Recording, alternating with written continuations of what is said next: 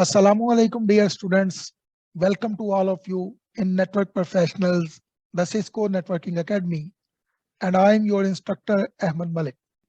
In our previous lecture, we discussed about network architecture, network reliability, fault tolerance, scalability, quality of service, and security. But in our today's lecture, which is lecture number 8, we are going to discuss about recent network trends, bring your own device, online collaboration, smart home technology, power line networking, network security, threats, and their solution. So without wasting any time, let's get started. The network environment continues to evolve, providing new experiences and opportunities for end users.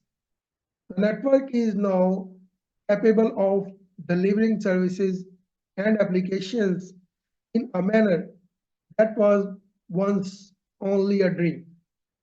You know a lot about networks now, including what they are made of, how they connect to each other, and what is needed to keep them reliable. But networks, like everything else, continue to change. You, as a network or NetAcad student, need to know about some new trends in networking. As new technologies and end user devices come to the market, business and consumers must continue to adjust to the ever-changing network environment. Several networking trends affect organizations and consumers are bring your own device, BYOD, online collaboration, video communication, and cloud computing. Bring your own device, BYOD. The concept of any device or any content in any manner is a major global trend that requires significant changes to the way we use devices and networks and safely connect them to the networks. Bring your own device, BYOD gives end users the freedom to use personal tools or devices to access information and communication across a business or campus network. With the growth of consumer devices and the related drop in cost, employees and students may have advanced computing and networking devices for personal use. These devices include laptops, notebooks, tablets, smartphones, and e-readers. Such devices may be purchased by the company or school or purchased by the individual or both. BYOD refers to any device with any ownership used anywhere. Online collaboration. Individuals want to connect to a network not only for access to data applications but also to collaborate with one another. Collaboration is defined as the act of working with another or others on a joint projects. Collaboration tools such as Cisco WebEx, Microsoft Teams, and Zoom meeting software enable employees, students, teachers, customers, and partners to instantly connect, interact, and achieve their objectives. Collaboration is a critical and strategic priority that organizations are using to remain competitive. Collaboration is also a priority in education. Students need to collaborate to assist each other in learning to develop team skills used in the workforce and to work together on team-based projects. Cisco WebEx Team is a multifunctional collaboration tool that lets you send instant messages to one another, post images, and post videos and video links. Each team space maintains a history of everything that is posted there. Another fact of networking that is critical to a communication and collaboration effort is video. Video is used for communication, collaboration, and entertainment as well. Video calls can be made to and from anyone with an internet connection, regardless of where they are located. Video conferencing is a powerful tool for communication with others, both locally and globally. Video is becoming a critical requirement for effective collaboration as organizations extended across geographic and cultural boundaries. Cloud computing is another very important trend which has changed our way of working. And today, most of the organizations are dependent upon cloud computing. Cloud computing is one of the ways that we access and store data. Cloud computing allows us to store personal files, even backup an entire drive on servers over the internet. Applications such as word processing and photo editing can be accessed using the cloud. For businesses, cloud computing extends the capability of IT without requiring investment in new infrastructure, training for new personnel, or licensing of new software. These services are available on demand and delivered economically to any device that is anywhere in the world without compromising security or function. Cloud computing is possible because of data centers. Data centers are facilities used to house computer systems and associated components. A data center can occupy one room of a building, one or more floors of an entire or an entire warehouse-sized building. Data centers are typically very expensive to build and maintain.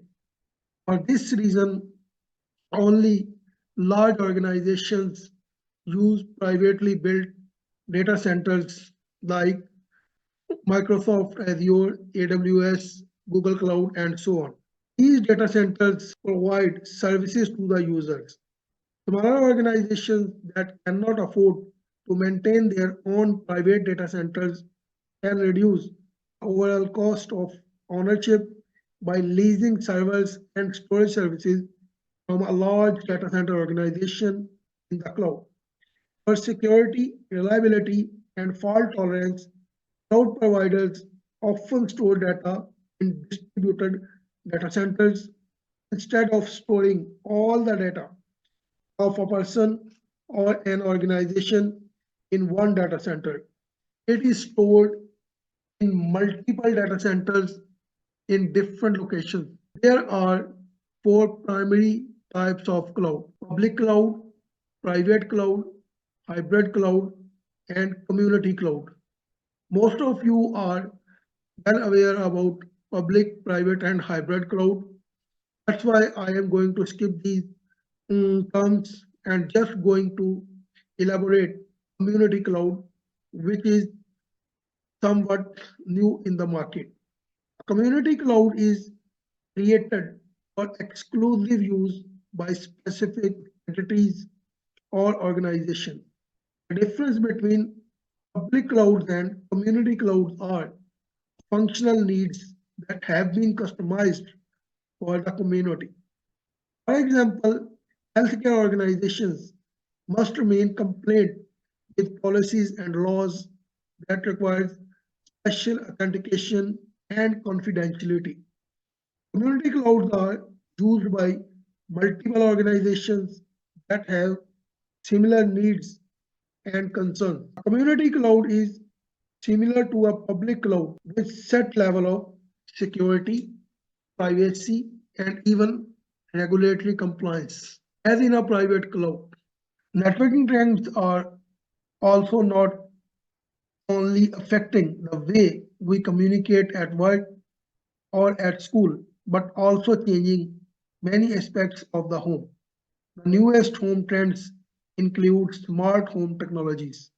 Smart home technologies is being integrated into everyday appliances which can connect with other devices to make the appliances more smart or automated.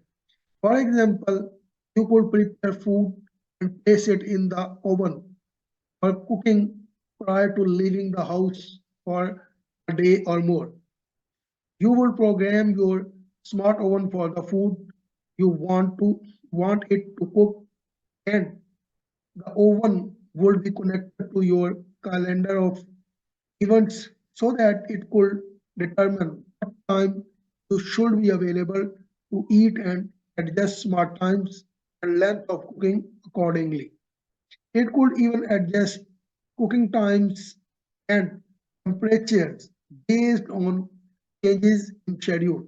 In addition, a smartphone or tablet connections will let you connect to the oven directly to make any desired adjustment.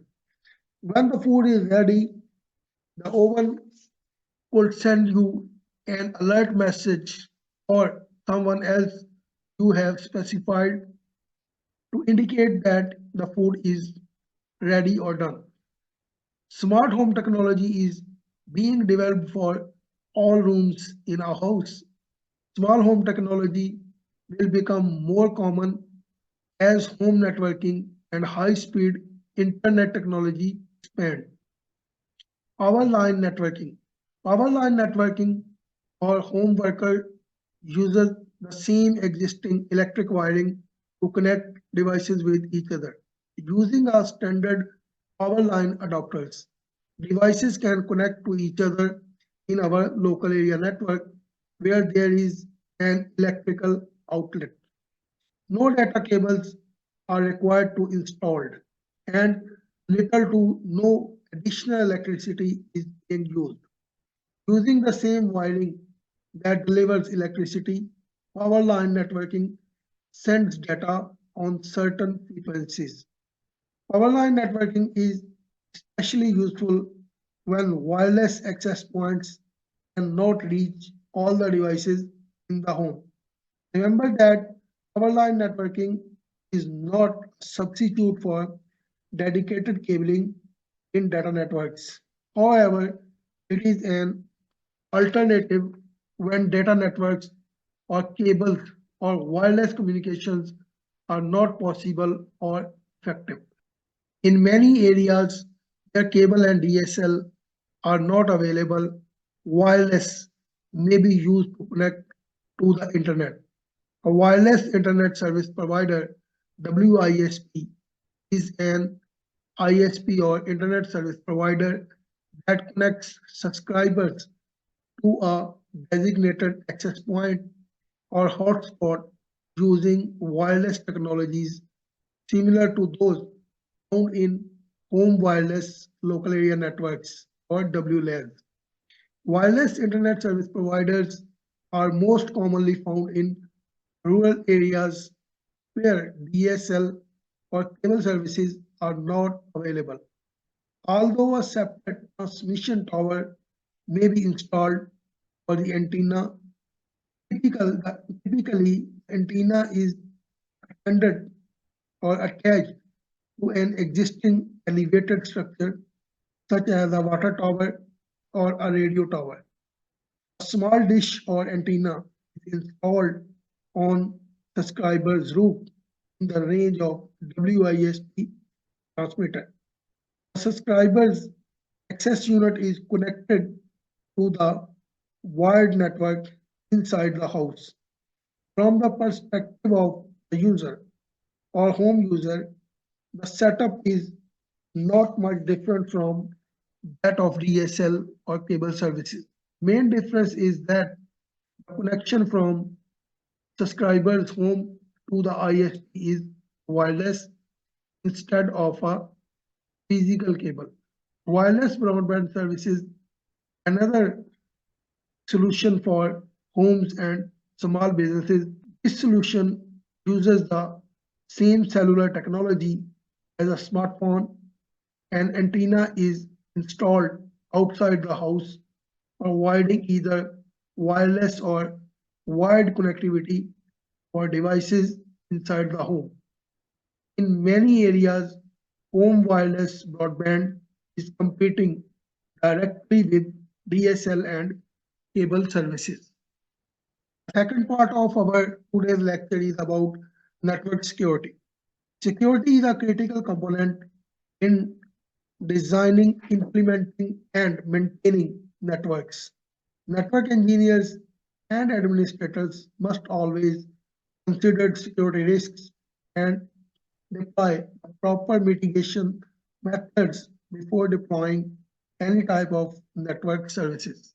You have no doubt heard or read news stories about a company network being hacked or breached, giving threat actors access to the personal information of thousands of customers. Network security is always going to be a top priority of administrators. Network security is an integral part of computer networking, regardless of whether the network is a home-based network with a single user connection to the internet or a corporate network with thousands of users. Network security must consider the environment as well as tools and requirements of the network. It must be able to secure data while still allowing for the quality of service that users expect of. Securing a network involves using protocols, technologies, devices, tools, and techniques to protect data and mitigate threats. Threat vectors may be external or internal. Here in this slide, we have some examples of external and internal security threats. Many external network security threats nowadays are originating from internet. There are several common external threats to the networks like viruses, worms, and Trojan horses. These type of attacks or viruses contain malicious software or codes running on a user devices. Another type of threats are spywares and adware. These types of softwares are installed on a user devices who secretly collect information about the users. Another type of threat is zero-day attack or zero-hour attack. These attacks occur on the first day that a vulnerability becomes known. Threat actor attacks. In these attacks, malicious persons attack user device or network resources. Very common type of network attack is denial of service attacks. These attacks slow or crash applications and processes on a network device. Data interruption and theft. This type of attack involves capturing private information from an organization's network. Identity theft. This type of attack involves stealing the login credentials of a user in order to access private data. It is important to consider internal threats. Many studies have shown that the most common data breaches are related to the internal network users, such as breaches may be attributed to lost or stolen devices, accidental misuse by employees, or even malicious employees. Bring your own device BYOD strategies may incorporate data especially vulnerable. Therefore, when developing a security policy, it is important to address both external and internal security threats. Security solutions. No single solution can protect a network from the variety of threats that exist in this modern network world. For this reason, security should be implemented in multiple layers using more than one security solution. If one security component fails, to identify and protect our network, others may succeed. A home network security implementation is usually rather basic. Typically, you implement it on the end devices as well as at the point of connection to the internet. You may even be able to rely on contractor or ISP. These are the basic security components for a home or small office networks like antivirus and anti-spyware. These applications help to protect end devices from becoming infected with malicious software. Firewall filtering.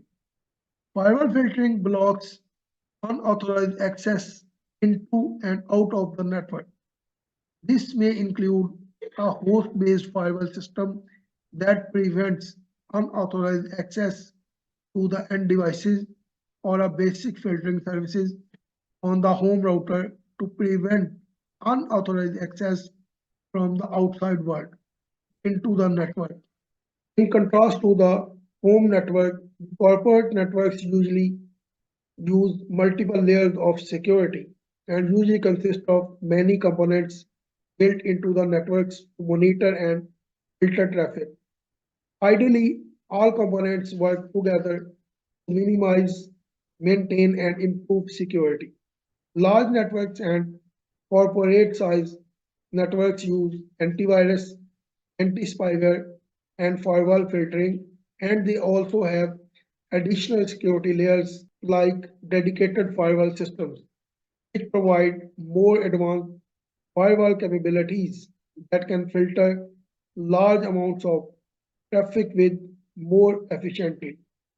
They also use ACLs stand for access control list.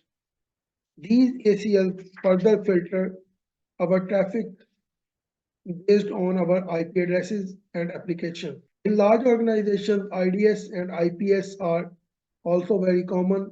These systems identify fast spreading threats such as zero-day or zero-hour attacks.